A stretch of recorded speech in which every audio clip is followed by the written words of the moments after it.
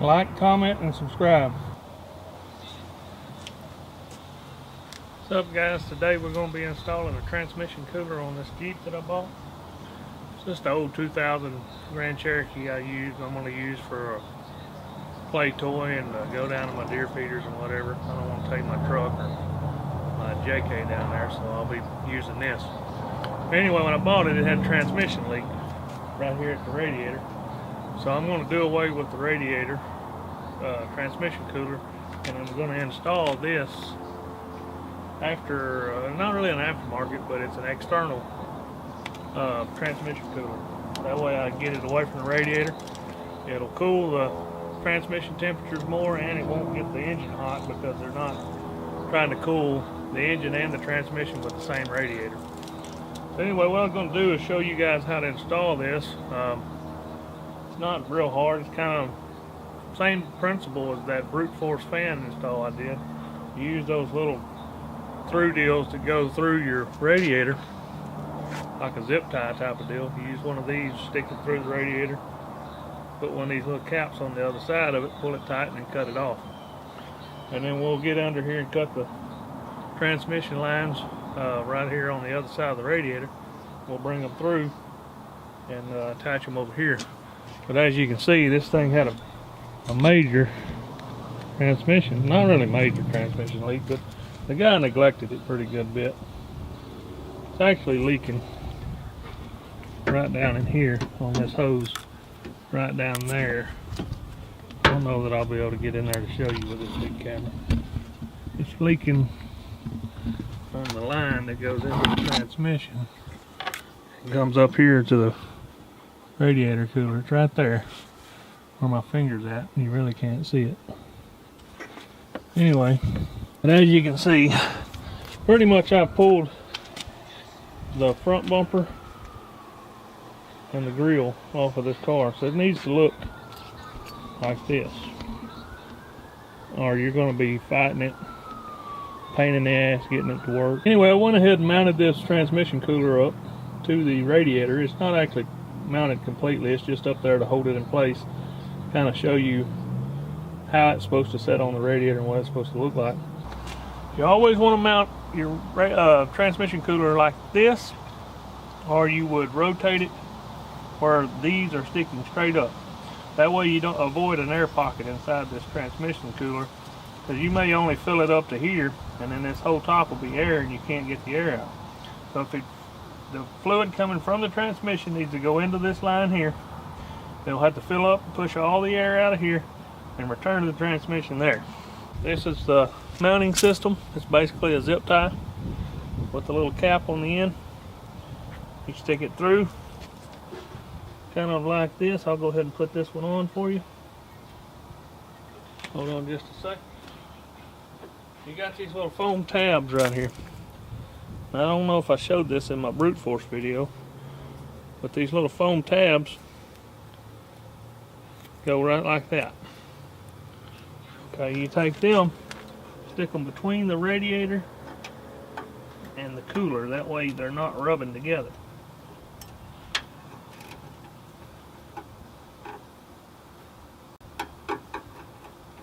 Now, it's kind of a pain to do this and get it all on camera for you guys, but I'll see what I can.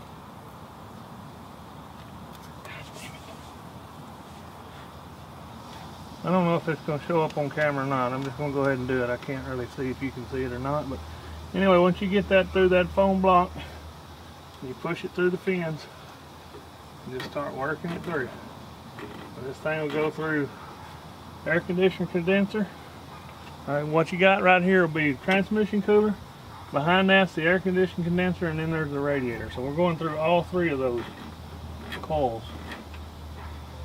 See, we just hit the the radiator there. It's a little stiffer, but it'll go. There you go. It's all the way in. Now you take this and stick it in here. And what makes this an even larger pain in the ass for me is that there's two fans inside of here. You got an electric fan and a clutch fan. And It looks like that was a factory deal. I mounted those zip ties through the radiator. I'm gonna give you a little close up here.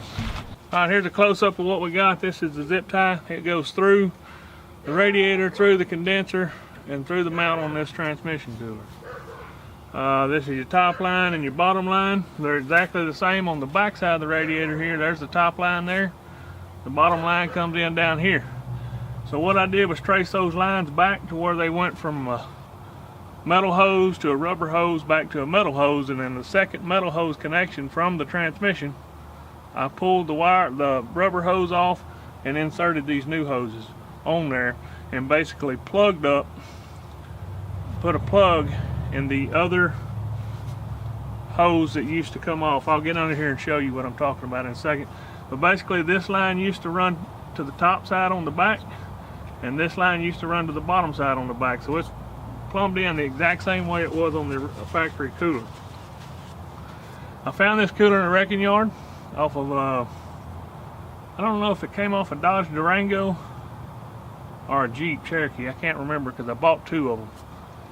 I give 10 bucks for two of them. This thing works perfectly fine. It had real pink fluid in it, so I'm not worried about any contaminants. Matter of fact, I even stuck my air compressor on here and blew all the fluid out and circulated fresh fluid through there and blew it out too to make sure I didn't have no contaminants in there. Now what we're going to do here is I'm going to get underneath the car, and I'm going to show you how I hooked it into the transmission lines and show you how all that works. And then when we come back from under there, I'll show you how to put all of this front end back on the front of this car.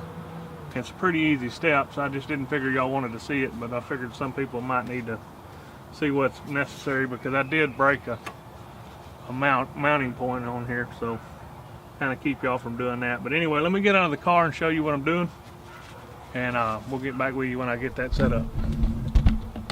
This is the outflow, the high pressure hot side. That's the low pressure return line up at the top. It goes from the top of the transmission cooler, and this goes to the bottom of the transmission cooler.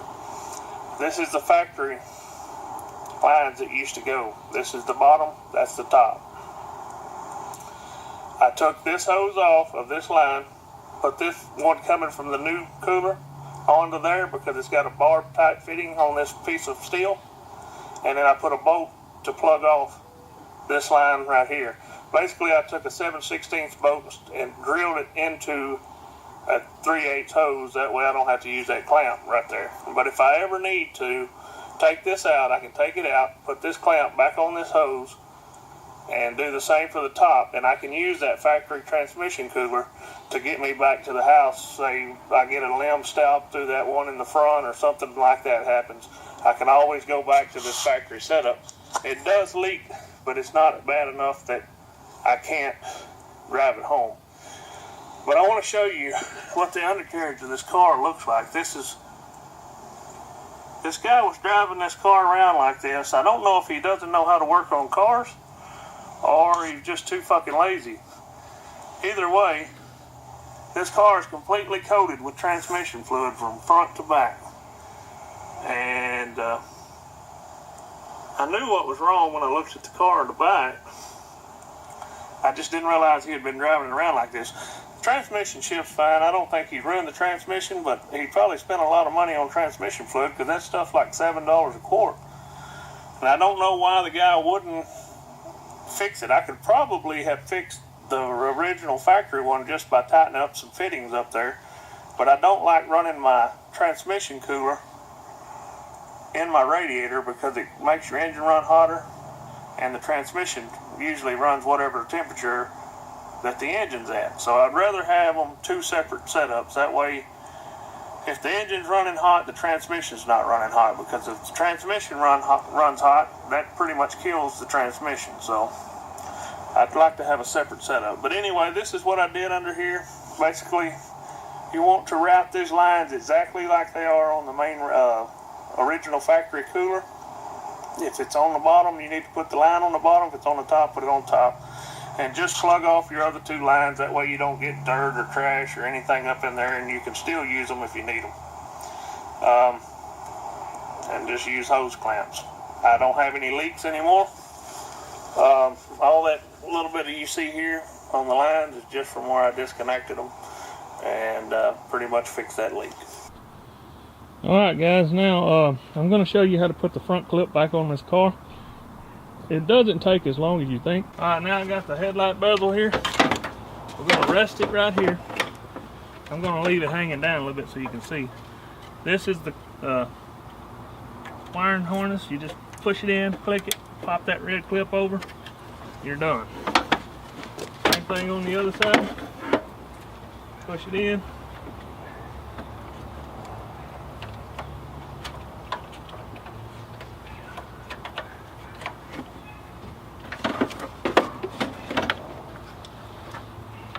Just push that sucker in, pop it, clip it, it's done.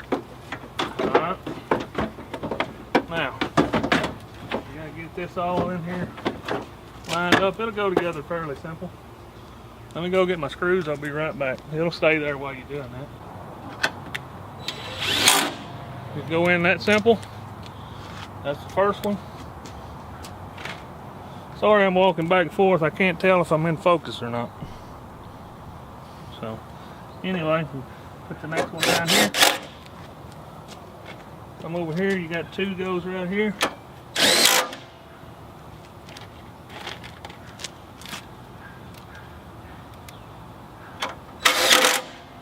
Right there. And the last one over here.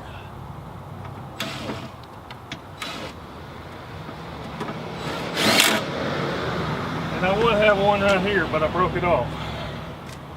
So, we got one more goes right there. Alright, we're going to pick this up. I'm going to start up here by the radiator, just for the fact that if I get these two screws in first, it'll hold it there and then I can line it up. You're going to need a Phillips head screwdriver, and you're going to need a 10mm socket.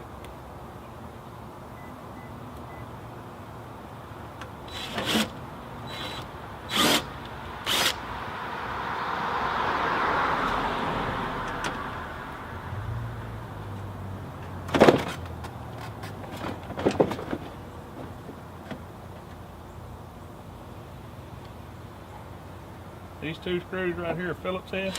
Just go in like that. Got one right there, and we got one over here.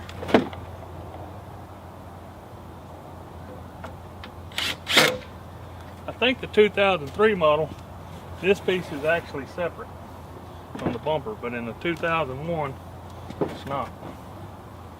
So, we'll just have to work it on there. You got 4 of these Phillips head. I'm going to go ahead and put them all in. I was going to just do 2 to hold it up, but I don't want to strip them out or anything.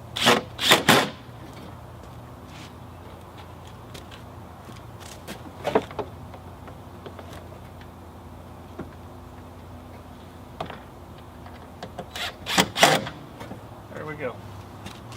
Alright, now we got to position this bumper under this headlight like this. It goes in there like that.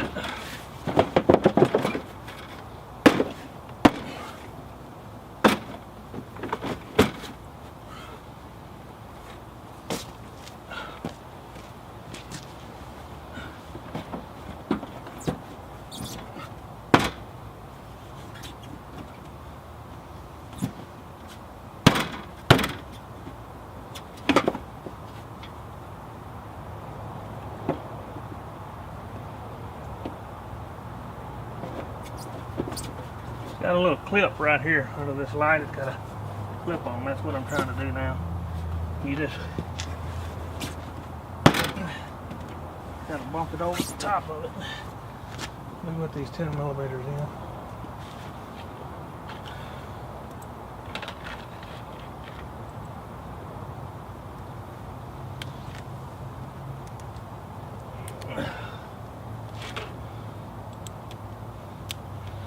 Alright, 10mm. screw hole. There's gonna be one on each side. And they're right up in here in this fender wheel.